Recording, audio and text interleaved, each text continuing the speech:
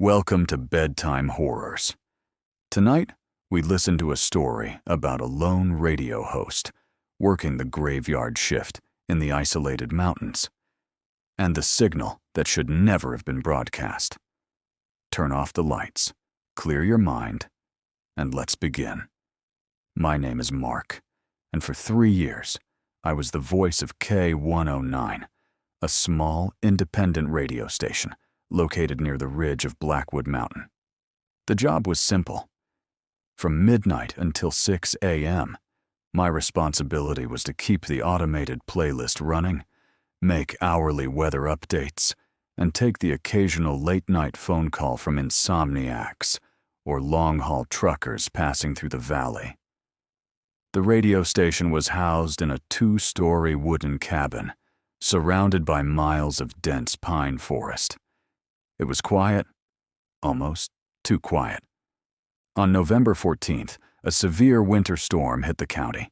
Heavy snow coated the pines, and thick fog rolled down from the peak, cutting off the main mountain road. By 2 a.m., the winds were howling so loud that the cabin's wooden frame creaked constantly. I was sitting in the studio, drinking cold coffee, watching the green sound meters bounce on the mixing console. That was when the primary frequency went dead. A sharp, high-pitched burst of static echoed through my headphones.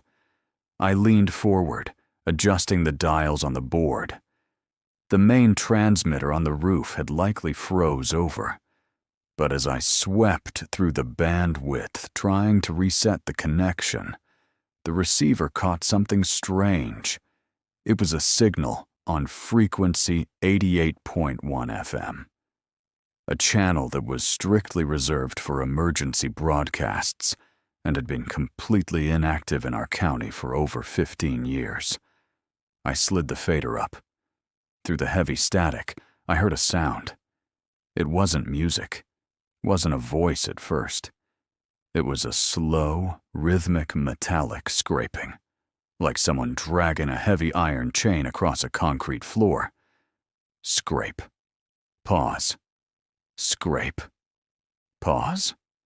I assumed it was radio interference caused by the storm, perhaps a loose cable hitting the metal tower outside. But then, the scraping stopped. A voice came through the headphones. It was low, distorted by heavy static, but distinctly human. It was reading numbers. 4, 17, 89, Sector 3. The voice paused for 10 seconds. Then it repeated. 4, 17, 89, Sector 3. I reached for the microphone, forgetting for a moment that I wasn't on the air. My curiosity got the better of me. I opened the station's internal recording channel, tapped the line, and whispered into my mic. Who is this? Is someone stranded on the mountain pass? Silence filled the headphones for nearly a minute, only the sound of the wind blowing against the cabin windows outside. Then, the phone line on desk line 2 started flashing red. Line 2 was our direct landline. With the storm outside, the phone lines in the valley had been down since midnight. There was no way a call could come through. My hand trembled as I picked up the receiver and pressed it to my ear. I didn't say hello. A quiet breath sounded on the other end of the line. Then, the same voice from the radio spoke. But this time, there was no static. It was clear, right in my ear. "Mark," the voice said. "Look out the studio window." My heart dropped into my stomach. I slowly turned my head toward the large, triple-paned glass window that looked out over the station's parking lot and the dark tree line beyond. The floodlights outside illuminated the falling snow. Standing right at the edge of the woods, barely 20 feet from the cabin door, was a tall, dark silhouette. It stood completely still in the freezing wind, wearing no coat, no winter gear. Just standing there, looking directly up at the second-floor studio window where I sat. In its right hand, It was holding an old portable radio pressed against its ear. My breath hitched in my throat. I backed away from the desk, pulling the headphones off. But as soon as the headphones touched the table, the studio's main speakers burst to life on their own at maximum volume. The voice was now broadcasting directly through the entire station. "Step outside, Mark. It's cold out here." Suddenly, the power cut out. The room plunged into total darkness, save for the emergency red exit light above the door. The sound of the radio ceased. The mixing console went black. I stood frozen in the middle of the dark room, listening intently over the sound of my own frantic breathing. Downstairs, at the front door of the cabin, I heard 3 slow, heavy knocks.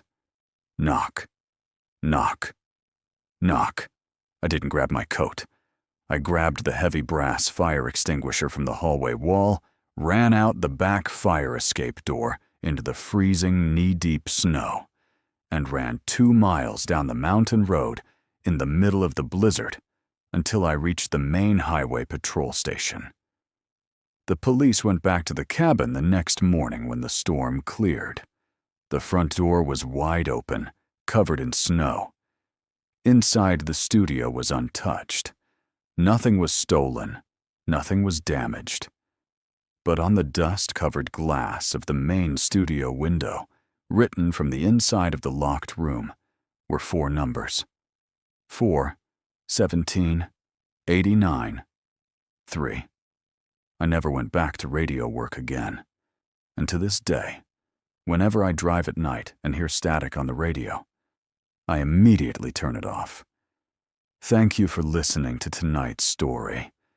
If this tale brought a chill to your evening, please leave a like and subscribe to Bedtime Horrors for more stories. Turn off your lights, lock your doors, and sleep well.